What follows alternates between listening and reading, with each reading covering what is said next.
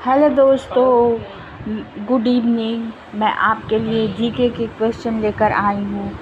चलिए स्टार्ट करते हैं जीके के क्वेश्चन। मैंने 6 सब्जेक्ट से क्वेश्चन लिए हैं जीके के। चलिए स्टार्ट करते हैं। हिस्ट्री का सेक्टर मैंने स्टार्ट किया है पहले।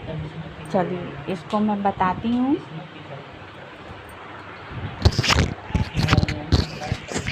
सिंधु घाटी स्थल कालीबंगन किस प्रदेश में है? तो इसके 4 ऑप्शन दिए हैं दोस्तों। चलिए मैं इन ऑप्शन को मैं पढ़ती हूँ। राजस्थान में, गुजरात में, एमपी में, यूपी में। तो इसका सही आंसर होगा दोस्तों राजस्थान में। तो मैं इस कालीबंगन प्रदेश के बारे में कुछ मैं आपको बताना चाहती हूँ। इसको मैं डिस्क्राइब करना चाहती हूँ। कालीबंगन का अर्थ है काली चूड़ियाँ। यहाँ से पूर्व हड़प्पा स्तर के खेत जोते जाने के और अग्नि पूजा की प्रथा के प्रमाण मिले हैं कालीबंगन में। तो ये हड़प्पा सभ्यता का महत्वपूर्ण स्थल है। नेक्स्ट क्वेश्चन देखते हैं दोस्तों। हड़प्पा सभ्यता किस युग की थी? तो हड़प्पा सभ्यता कांस्य युगीन सभ्यता थी। इस सभ्यता को कांस्य युगीन इसलिए कहा जाता है दोस्तों क्योंकि इस सभ्यता के पहले किसी भी धातु की खोज नहीं हो पाई थी। हड़प्पा सभ्यता में कांस्य की ही वस्तुओं को देखने को मिलता है। हड़प्पा सभ्यता इसलिए कांस्य युगीन सभ्यता कही जाती है क्योंकि इस सभ्यता से पहले कोई भी धातु की खोज नहीं हो पाई थी। चलिए दोस्तों नेक्स्ट क्वेश्चन में देखती हूँ। सिंधु सभ्यता के घर किसके बनाए जाते थे? तो इसके मैं ऑप्शन पढ़ती हूँ। इसके 4 ऑप्शन हैं। चारों ऑप्शन को पढ़ती हूँ। ईंट, बांस, पत्थर, लकड़ी। तो इसका सही आंसर होगा दोस्तों ईंट। Next question number 4। सिंधु सभ्यता का पत्तन नगर कौन सा है? पत्तन यानी जानते हैं दोस्तों पत्तन किसको बोलते हैं? पत्तन बंदरगाह को बोलते हैं। तो उस समय का बंदरगाह लोथल था। ये लोथल जानते हैं? ये भोगवा नदी के गुजरात में भोगवा नदी के किनारे ये स्थल है। हड़प्पा कालीन ये बंदरगाह था। गुजरात के भाल क्षेत्र में स्थित है। नेक्स्ट क्वेश्चन दोस्तों, ये हमारा पॉलिटी के सेक्टर से है। Question number 1। चलिए मैं इसको पढ़ती हूँ और आप इसको सुनिए। क्वेश्चन को सुनते रहिए दोस्तों, अच्छे से समझते रहिए उसके डिस्क्रिप्शन को और उसको 2 बार 4 बार पढ़ लीजिए। आपका ये आंसर अच्छे से तैयार हो जाएगा। चलिए क्वेश्चन पढ़ती हूँ। महारानी विक्टोरिया को भारत की साम्राज्ञी नियुक्त किया गया। ऑप्शन 1885 ईस्वी में, ऑप्शन बी 1875 ईस्वी में, ऑप्शन सी 1865 ईस्वी में, ऑप्शन डी 1858 में। तो इसका सही आंसर होगा दोस्तों ऑप्शन नंबर डी 1858 में। चलिए नेक्स्ट क्वेश्चन देखती हूँ दोस्तों।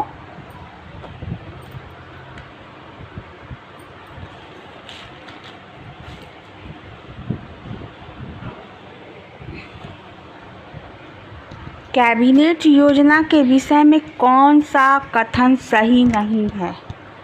नेक्स्ट क्वेश्चन दोस्तों, कैबिनेट मिशन योजना के विषय में कौन सा कथन सही नहीं है?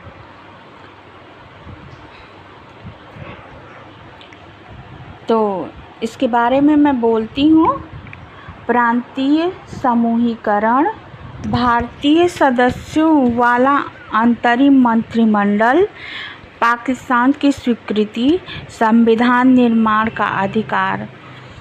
तो इसका सही आंसर होगा दोस्तों ऑप्शन नंबर 3, पाकिस्तान की स्वीकृति।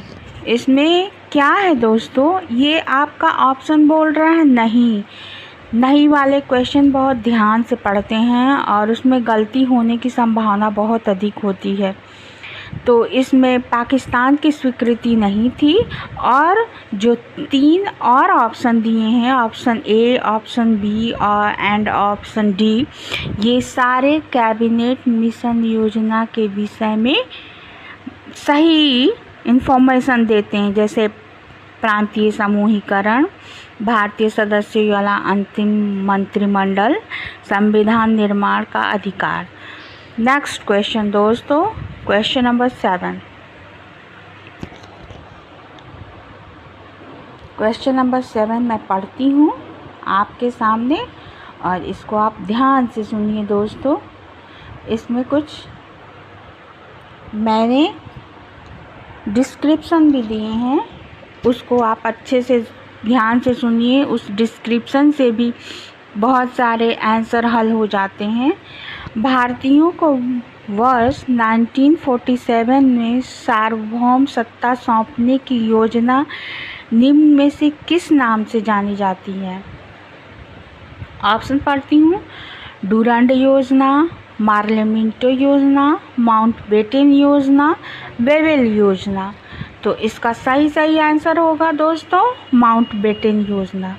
चलिए माउंटबेटन योजना के बारे में हम कुछ जान लेते हैं।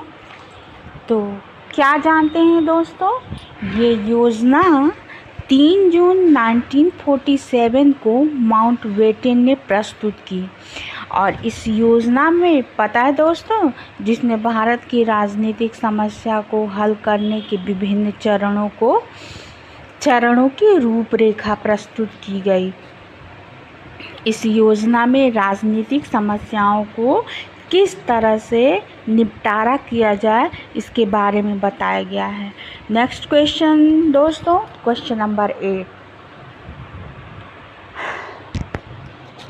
संघीय प्रणाली का पहला प्रयास भारत सरकार अधिनियम द्वारा किया गया।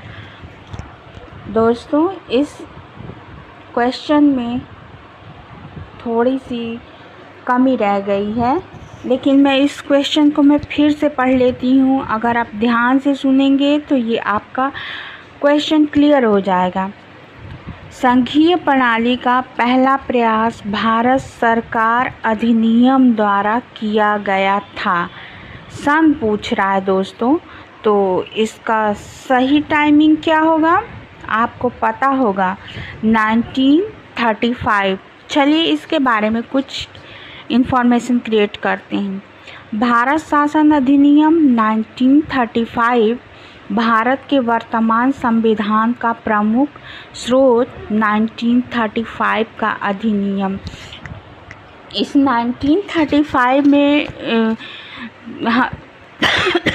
जो अधिनियम बना दोस्तों, इसमें हमारे संविधान के बहुत सारी बातें अब जो संविधान में शामिल किया गया है उसमें से लिया गया है और उसको हमारे संविधान में अच्छे से पिरोया गया है। Next question, question number 9।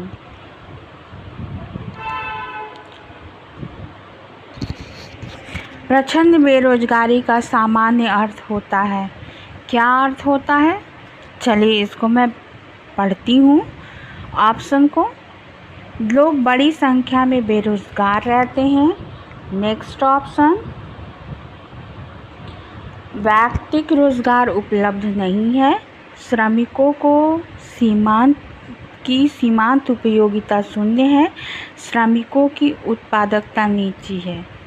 तो इसका सही आंसर होगा दोस्तों ऑप्शन नंबर सी, श्रमिकों की सीमांत उपयोगिता शून्य है। चलिए इसको मैं थोड़ा सा डिस्क्राइब कर देती हूँ। आप डिस्क्रिप्शन को अच्छे से सुना करिए दोस्तों, इससे बहुत सारे क्वेश्चंस हल हो जाते हैं। और एग्ज़ामिनेशन में क्वेश्चन हल होना बहुत इम्पॉर्टेंट होता है। प्रश्न इसका मतलब ये होता है सीमांत उपयोगिता शून्य होती है। ये इस बेरोज़गारी का मतलब होता है जिसमें कुछ लोगों की उत्पादकता शून्य होती है, अर्थात उन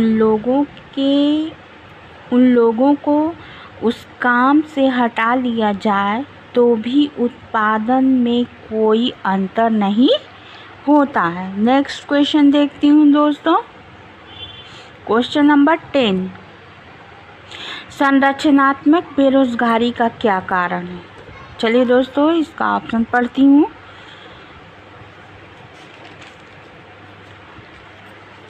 संरचनात्मक बेरोजगारी का ऑप्शन होगा अवस्थिति की अवस्था। ऑप्शन बी भारी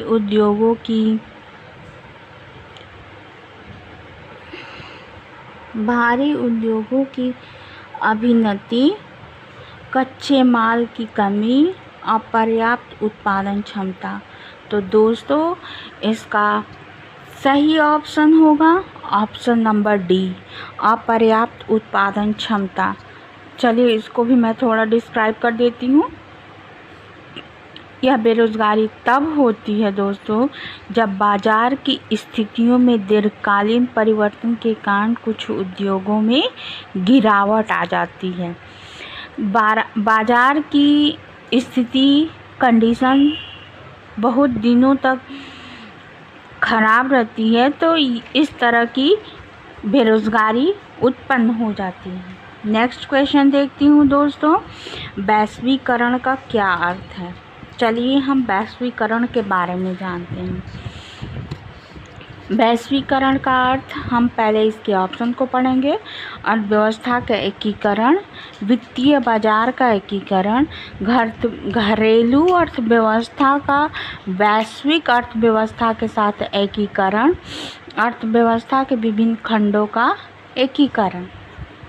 इसका मतलब ये होता है दोस्तों कि घरेलू अर्थव्यवस्था यानी अपने देश की अर्थव्यवस्था का वैश्विक अर्थव्यवस्था के साथ यानी विश्व के अन्य देशों की अर्थव्यवस्था के साथ एकीकरण करके हम व्यापार को करें और भी देश के अर्थव्यवस्था के विकास में होने वाली चीज़ों को करें, तो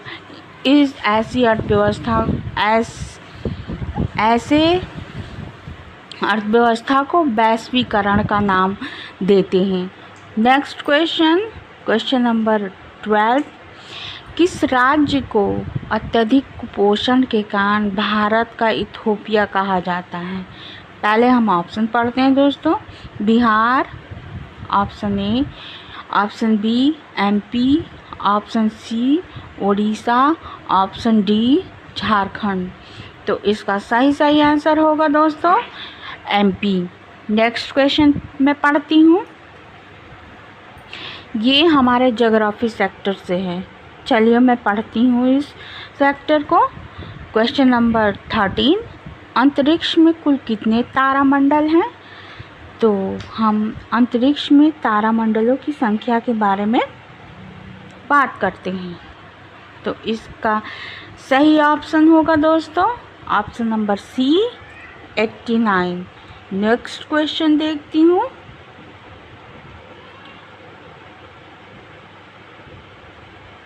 नेक्स्ट क्वेश्चन दोस्तों, ब्रह्मांड में विस्फोटी तारा कहलाती है? कौन सी तारा विस्फोटी कहलाती है?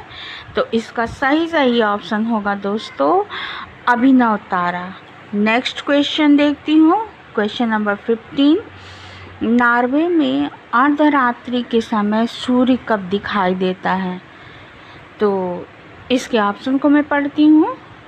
21 मार्च, 23 सितंबर, 21 जून एंड 22 दिसंबर। क्वेश्चन नंबर 17, चलिए स्टार्ट करते हैं दोस्तों। ये साइंस का सेक्टर है। चलिए क्वेश्चन पढ़ती हूँ।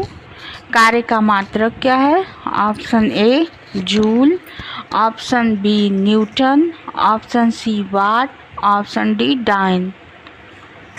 तो इसका सही ऑप्शन ए, यही इसका आंसर होगा।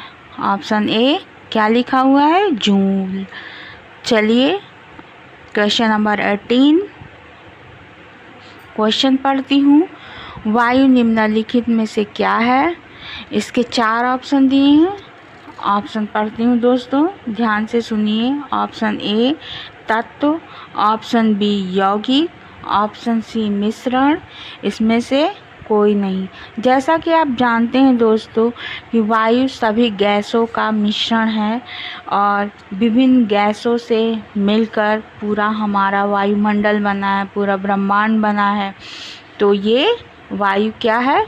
सभी गैसों का मिश्रण है या वायु मिश्रण है। ये ऑप्शन सी इसका सही आंसर होगा। Question number 19। चलिए क्वेश्चन को मैं पढ़ती हूँ। निम्नलिखित में किसके द्वारा दूध खट्टा होता है? क्वेश्चन का ऑप्शन दिया है। Option A protozoa, option B bacteria, option C virus, option D nematode. तो इसका सही आंसर क्या होगा दोस्तों? Option B bacteria. Question number 20 HIV द्वारा होने वाला रोग। चलिए इसके ऑप्शन को मैं पढ़ लेती हूँ। ऑप्शन ए क्षय रोग, ऑप्शन बी आंतशक, option C cancer, option D AIDS. तो इसका सही आंसर होगा दोस्तों ऑप्शन डी एड्स। चलिए क्वेश्चन नंबर हम किस पे आ गए? क्वेश्चन नंबर 21 पे। ये हमारा किसका सेक्टर है? ये हमारा पर्यावरण का सेक्टर है दोस्तों। इससे भी हमने 5 क्वेश्चन लिए हैं। जीके के 6 सेक्टर हैं, 6 सेक्टर से मैंने क्वेश्चन लिया है दोस्तों। आप अगर एक क्लास भी आप सुनते हैं अच्छे से तो कम से कम आपका 25 क्वेश्चन तैयार हो जाता है और उसको 2-4 बार रिवाइज करिए, आपका अच्छे से क्लियर हो जाएगा। चलिए मैं पढ़ती हूँ क्वेश्चन 21। वन्य जीव सुरक्षा अधिनियम कब बना है? तो इसके ऑप्शन को पढ़िए।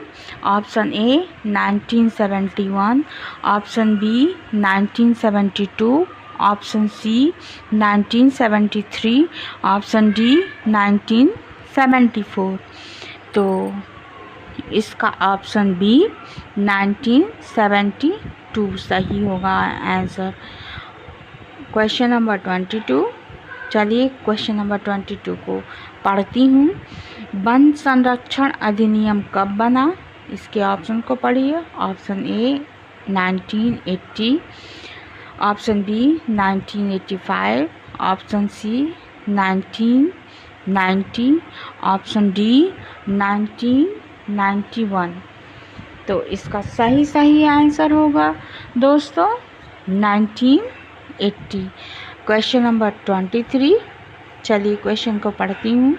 पर्यावरण सुरक्षा अधिनियम कब बना? Option A 1990, option B 1995, option C 1986, option D 1992। तो इसका सही आंसर क्या होगा दोस्तों? 1986। Question number 24। भारतीय वन प्रबंधन संस्थान कहाँ है? ऑप्शन पढ़ लेती हूँ दोस्तों।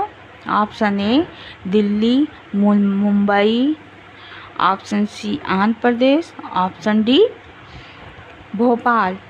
तो भारतीय वन प्रबंधन संस्थान पूछ रहा है दोस्तों, ये भोपाल में है। भोपाल कहाँ है दोस्तों? ये मध्य प्रदेश में है, मध्य प्रदेश की राजधानी है। चलिए क्वेश्चन नंबर 25। क्वेश्चन पढ़िए दोस्तों। वन अनुसंधान संस्थान कहाँ है? तो पहले इसके ऑप्शन को देखते हैं। देहरादून, चंडीगढ़, कलकत्ता, पटना। तो इसका सही आंसर क्या होगा दोस्तों? इसका सही आंसर होगा देहरादून। तो बस आज के लिए बस इतना ही दोस्तों। कल फिर हम मिलेंगे नेक्स्ट वीडियो में, और तब तक इस वीडियो को अच्छे से देखिए, अच्छे से तैयार करिए। अच्छे से तैयार करेंगे तो कम से कम आपका 25 क्वेश्चन तैयार हो जाएगा, और ये किसी भी एग्ज़ामिनेशन के लिए बहुत ही महत्वपूर्ण है दोस्तों। थैंक यू दोस्तों। जय हिंद।